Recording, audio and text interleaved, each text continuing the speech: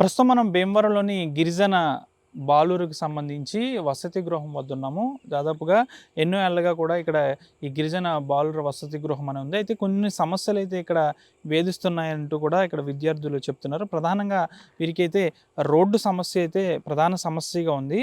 Bhimavaram town నుంచి వీరిక్కడికి రావాలంటే దాదాపు 3-4 కిలోమీటర్లు ఉంది. ఈ హాస్టలు ఎస్టీ బాయ్స్ హాస్టల్‌కి సంబంధించి.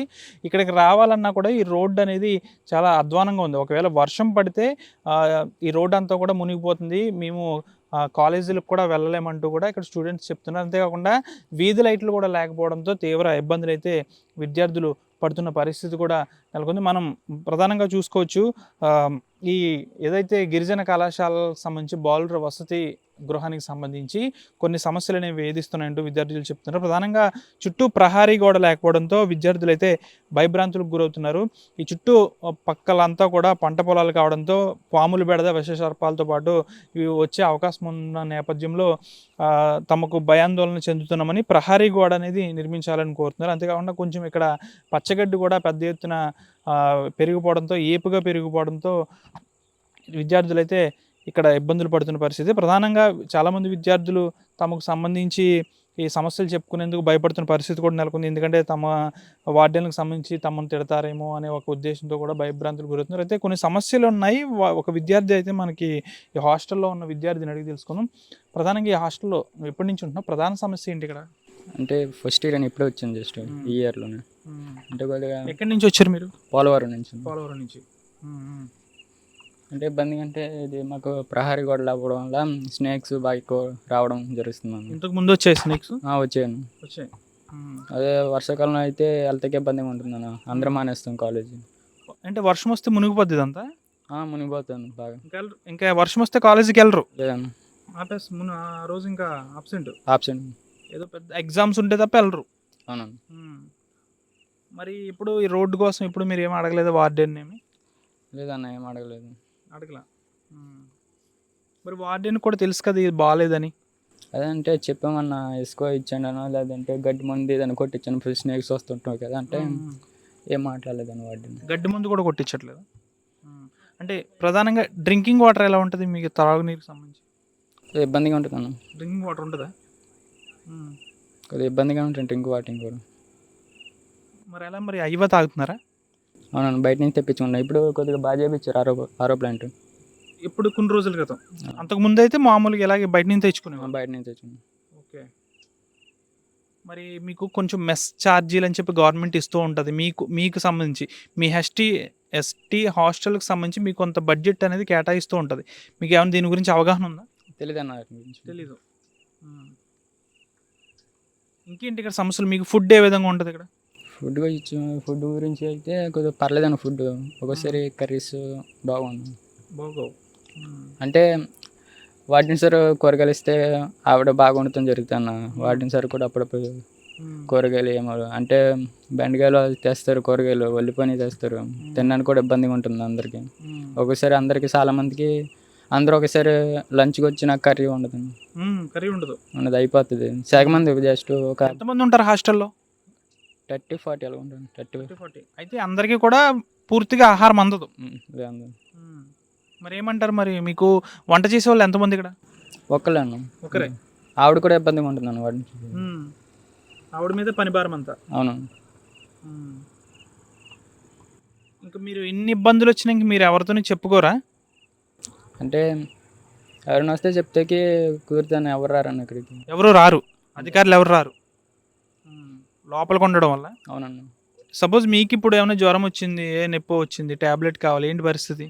అంటే సార్కే చెప్పుకుంటాం వాడిని సార్. ఇంకా ఆయన తీసుకొస్తారా? కనీసం మీరు టౌన్కి వెళ్ళాలంటే ఎలా మరి? ఇక్కడి నుంచి టౌన్కి వెళ్ళగలరా?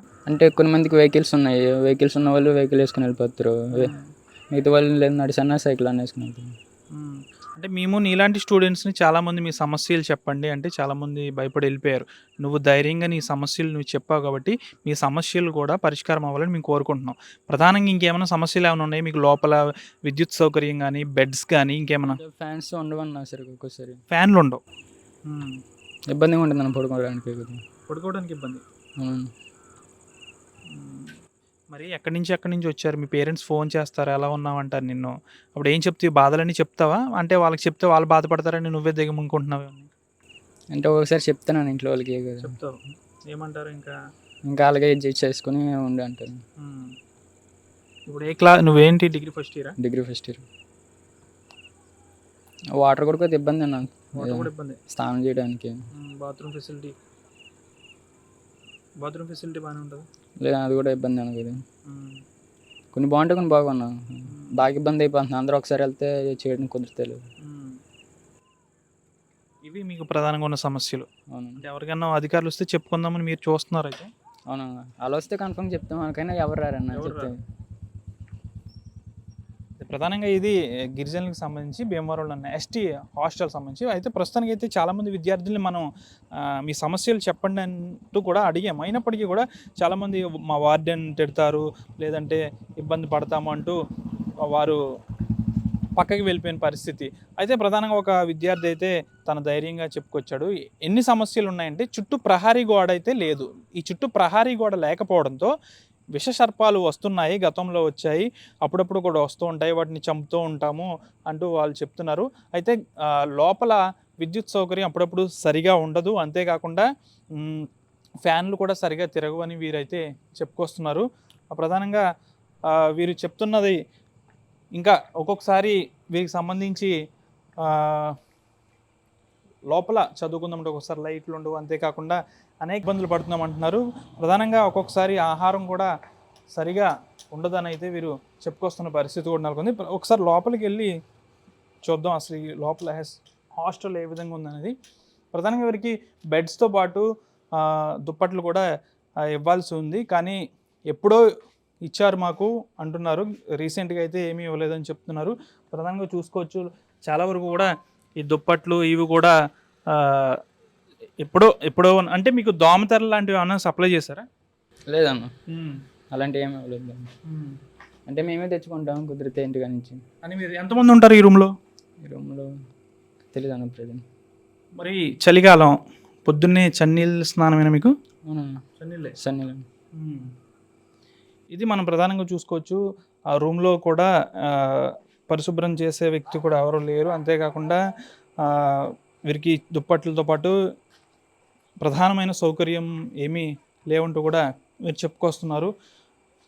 ఇంకొక గదిలోకి వెళ్దాం. ఇక్కడ కూడా ఇదే పరిస్థితి అయితే నెలకొంది. ప్రధానంగా అయితే సమస్యల వలయంలో అయితే ఈ గిరిజనులకు సంబంధించిన హాస్టల్స్ అయితే ఉన్నాయని చెప్పాలి. చుట్టూ ప్రహారీ గోడ లేకపోవడంతో పాటు డ్రింకింగ్ వాటర్ అనేది సరిగా లేదని అయితే విద్యార్థులు చెప్తున్నారు.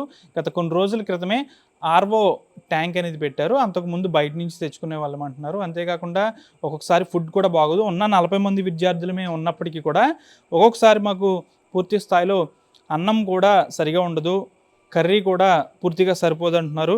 అయితే తమ కుటుంబ సభ్యులకి ఇవి చెప్పుకుంటే వారు బాధపడతారనే ఒక ప్రధాన ఉద్దేశంతో మా కుటుంబ సభ్యులకు కూడా మేము చెప్పుకోమంటున్నారు. అయితే చాలామంది విద్యార్థులు మనం మీ సమస్యలు చెప్పండి అన్నప్పటికీ కూడా వారు పక్కకి వెళ్ళిపోయిన పరిస్థితి. అయితే ఒక విద్యార్థి మాత్రం తమ సమస్యలను ధైర్యంగా చెప్పసాగాడు. కేంద్ర రాష్ట్ర ప్రభుత్వాలు గిరిజన సంక్షేమానికి చాలా నిధులు ఖర్చు పెడుతున్నామని చెప్పుకుంటున్నప్పటికీ ఆ నిధులు అనేవి ఎక్కడికి వెళ్తున్నాయి? అయితే చివరి దశకి వస్తున్నాయా, లేకపోతే పేరుకు మాత్రమే గొప్పలు చెప్పుకుంటున్నారా అనేది అయితే తెలియాల్సింది. ప్రధానంగా ఇది భీమవరంలోని గిరిజన సంక్షేమ శాఖకు సంబంధించిన బాయ్స్ హాస్టల్ పరిస్థితి. అయితే అధికారులు ఎవరు ఇక్కడికి రావట్లేదు. ఒకవేళ అధికారులు వస్తే మా సమస్యలు చెప్పుకుందామని అయితే ఇక్కడ విద్యార్థులు చెప్తున్నప్పటికీ అధికారులు ఎవరు రావడం లేదంటున్నారు. ప్రధానంగా అసలు వీరు ఇక్కడికి రావాల్సిన రోడ్డు సైతం సక్రమంగా లేకపోవడం ప్రధాన సమస్య. ఒకవేళ వర్షం వస్తే పెద్ద ఎత్తున నీరు నిలిచిపోతుంది, మేము ఆ రోజు కాలేజ్కి వెళ్ళమంటూ విద్యార్థులు చెప్తున్నారంటే ఇక్కడ దీనికి సంబంధించిన సమస్య అనేది ఏ విధంగా ఉందో మనం చూడొచ్చు. ఇప్పటికైనా అధికారులు స్పందించి వీరి యొక్క సమస్యలను పరిష్కరించాలని ఆర్టీవీ ద్వారా కోరుకున్నాం. వీడి జన శేఖర్తో మన ఆర్టీవీ భీమవరం నుంచి. చరిత్ర సృష్టించినోడు ఇప్పుడు ఆ చరిత్రని తిరగరాయబోతున్నాడు. అబద్ధాల గోడల్ని బద్దలు కొట్టి నిజాలను రాగా మీ ముందుంచబోతున్నాడు. నిజమైన వార్తల కోసం వెంటనే డౌన్లోడ్ చేసుకోండి రా యాప్ని.